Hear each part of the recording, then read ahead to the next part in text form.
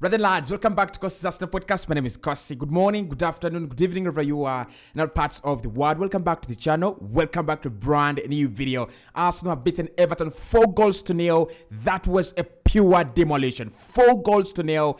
Gabriel Martinelli on target twice. And Arsenal are now 5 points clear on the Premier League table. How about that? Let me know in the comment box below. How are you feeling right now, Arsenal fans? Are you believing that we might go all the way? Yes, so many games to come, but that was a pure recipe for success. We won like champions. And I tell you what, we are back with the right reaction. 3 games on a bounce after going 3 games, without a win in the Premier League. Arsenal have now gone three wins in a row. That was absolutely marvelous. Hit the like button, subscribe to the podcast as well. Who is your man of the match? Let's have the discussion. Let's have the thoughts. For me, my man of the match is Gabriel Martinelli. To be honest, the last 3 games he's played very, very okay.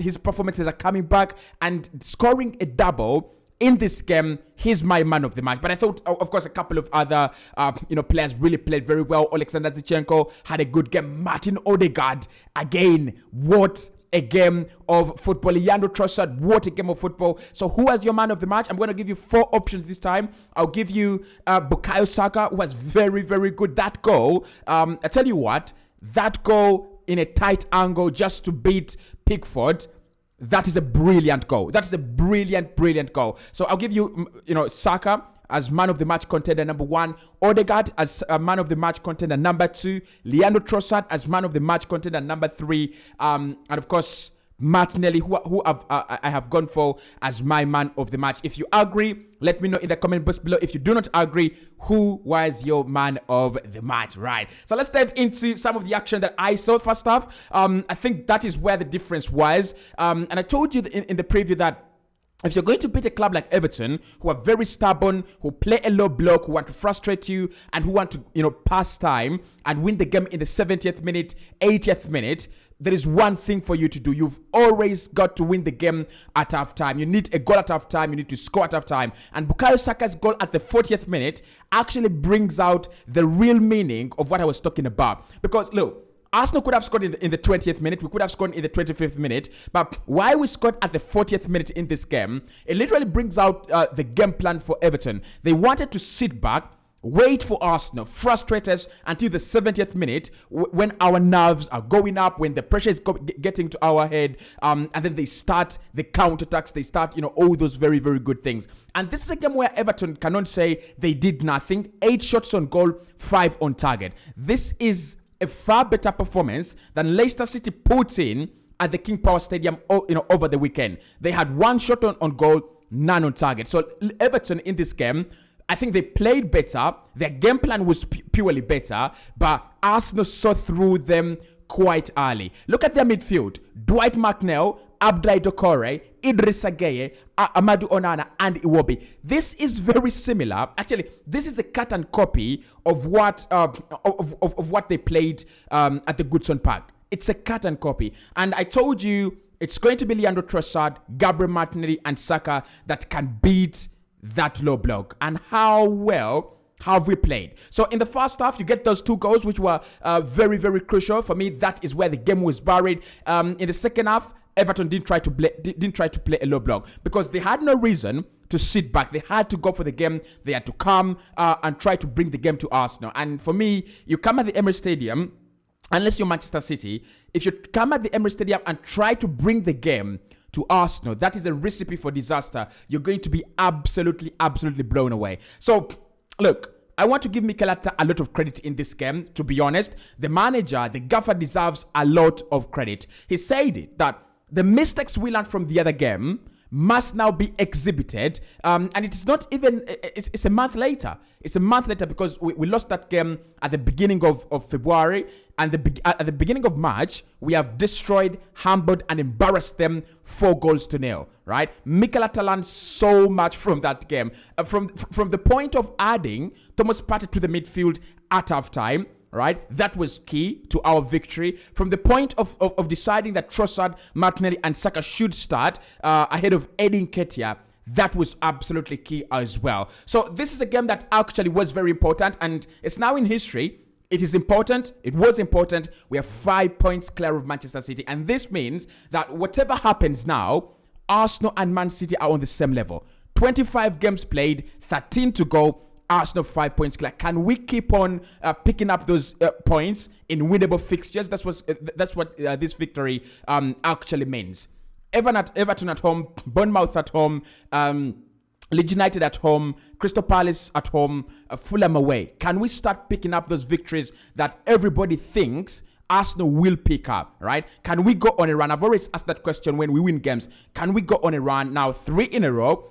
I think Bournemouth over the weekend on Saturday gives us a massive opportunity to go 4 in a row. And then the next game, which will be Fulham at the Craven Cottage, also gives us a challenge, but then an opportunity to go 5 in a row. 5 wins out of 5 wins. Now, look, although the game was won in the second half, in the first half, sorry, what we did in the second half was purely beautiful. Because in most cases, many managers will look at that game 2-0 and they'll think Everton are going to come to react. Everton are going to come to, throw everything they have at the game. And I thought Everton really did try to throw everything they had at the game, especially in the second half. But what I liked about our game management this time is the nature of game management. That is what I liked about this game, the nature of game management. What we did in that game was literally we are going to attack Everton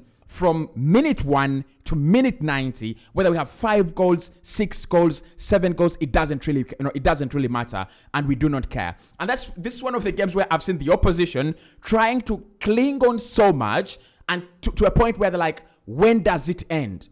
Why isn't the game ending? When does it end? Because Everton in this game, yes, they had shots on goal, they had shots on target, but there was no quality. They didn't have any hope of coming back in this game. And that's courtesy of Mikel Arteta. He's gone, we will press them, we will get our revenge, first and foremost, because the 3 points they took away from us are so vital. You add those 3 points to this Arsenal side right now, we are 8 points clear of Manchester City, and we're running away with the title. I'm not saying City can't catch us with 8 points. I'm saying if we are 8 points clear, the pressure on Manchester City is more, and probably Pep Guardiola would be thinking, Arsenal have gone, right? Arsenal have run away. We can't catch them anymore. But the second half is where the beauty actually comes in, right? Every Arsenal player enjoying the game. Every Arsenal player, enjoying what they do. I've looked at Saka in the second half. Absolutely brilliant. Fabio Vieira coming on. Absolutely brilliant. Gabriel Martinelli as well, and Leandro Trossard exchanging those positions. We're gonna be talking about the flexibility and unpredictability as well. But you look at everything we did in that game, and you've got to wonder. You can't do anything apart from wondering. Is this the best game we've played, in this season? Could this be the best game we played at the Emirates Stadium this season? In my opinion, to be honest, it could be. It could be the best game Arsenal played at the Emirates Stadium this season. Totally dominant. The statistics actually put it very well. Arsenal had a 74% ball possession as compared to this 26% Everton had. 5 shots on target from Arsenal, 15 shots in total. Very dominant. Our passing accuracy was 87%. 87. So we were able to find able to find our teammates. We're able to create those passing patterns, and we are also able to create lots and lots of danger for the opponent in the final third. But the key recipe and the key reason as to why we won this game is Trossard, Martinelli, and Bukayo Saka up top. And let me explain. So during the preview, I said the one thing Everton cannot cope with is unpredictability. That is one thing they can't cope with. Go back and look at the game they lost against Liverpool after beating Arsenal 2-0. 1-0. They lost against Liverpool 2-0. That Liverpool side has Darwin Núñez.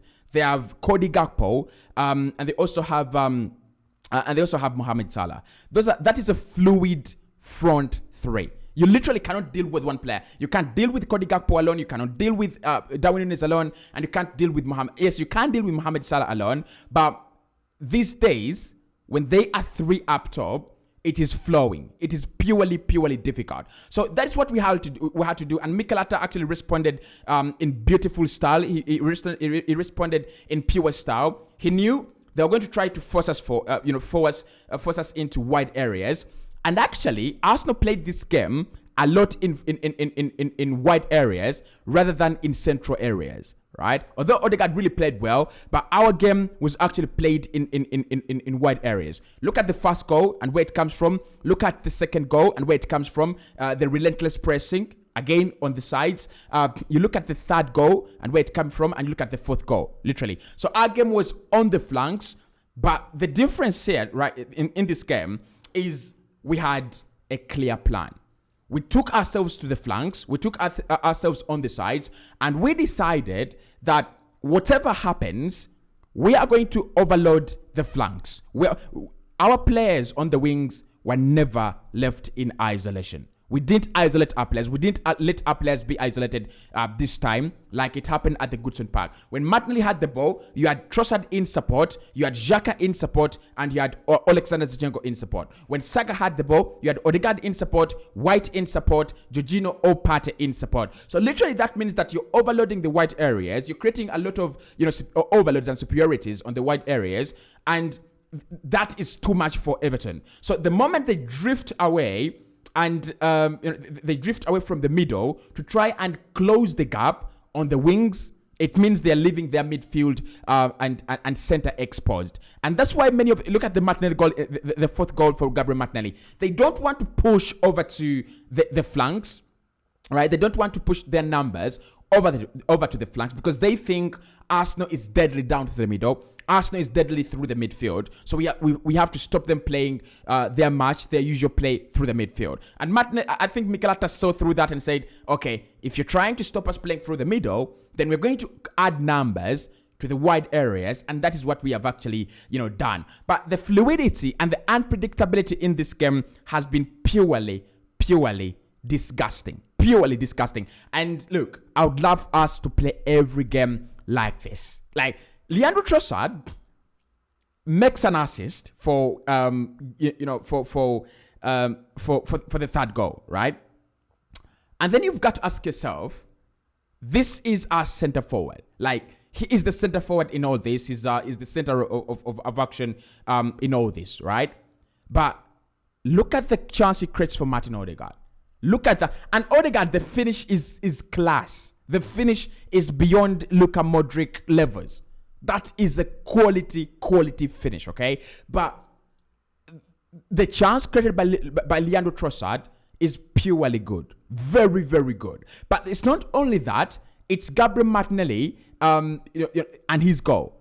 Him and Saka are on the right-hand side pressing, that's the second goal, pressing an Everton player. And the moment Saka dispossesses him, Gabriel Martinelli is right away onto it. And for me, Pickford doesn't stand a chance. Gabriel Martinelli has now scored 4 in his last 3. Okay, but you also look at Alexander Zinchenko's pass for Saka. Again, it is on the edges. It is not in the middle. It is on the edges because they came to overload the midfield. And look, we just saw through them. We just played through them. And Sean Dyche, with his boring football, has not served Everton's record at the Emirates Stadium. They're just a pure shambles. So every game for me, we need to play like that.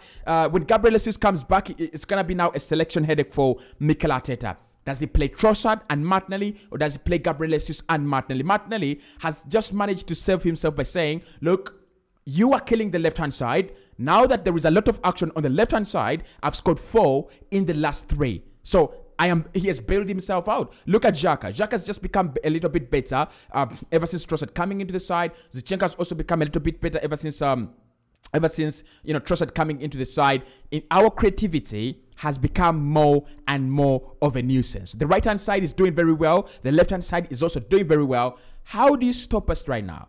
How do you stop this Arsenal side right about now? I want to see one team that comes up and says, okay, we are going to try to stop Arsenal. Because for me, right now, we are the pure definition of disaster. We are the pure definition of absolute destruction. So my man of the match, Gabriel Martinelli, has now scored 4 in his last 3. I've always told you guys. Let's look at Gabriel Martinelli's statistics right now. I've always said that if you want to create a debate about Gabriel Martinelli being not good enough, and a few people were telling me that he wasn't good enough, I personally said drop Gabriel Martinelli because Eddie Nketiah is useless, absolutely useless for the left-hand side. He's good when he's on the pitch. The right-hand side is doing very well. He links up well with Saka and Odegaard because I think he loves drifting to that right-hand side. But he's useless for Martinelli. He's useless for Xhaka. He's useless for Alexander Zinchenko, right? So right now, Gabriel Martinelli in the Premier League this season has now gone to double figures in terms of scoring goals. 11 goals in 25, 2 assists. Those are 13 goal contributions in the last 25 games. Brilliant.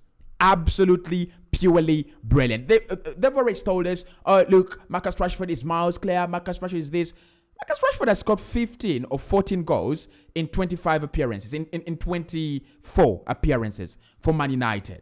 This season, Martinelli, 11, right? So he's up there with the best left wingers in the Premier League right now. He's up there. And there was a time when he was the best left winger in the Premier League this season. But he dropped off a little bit, and I think he's back at it again. That is one of the things I love about him.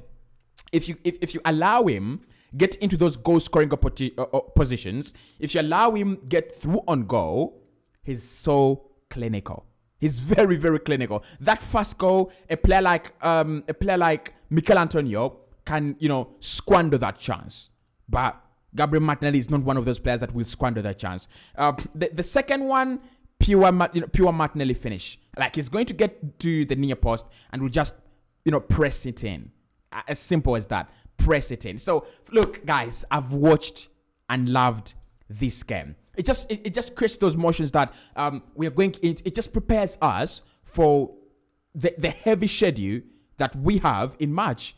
Over the weekend, actually, we are resting for tomorrow and Friday, and then we play on Saturday. Then we will rest for around 3 days. That's Sunday, Monday, Tuesday, and Wednesday. 4 days. And then we'll play on Thursday, and then we'll play on Sunday, and play on Thursday again, and play on Sunday again. So difficult games coming up, huge games coming up. We have gone now 1 out of 5 in March.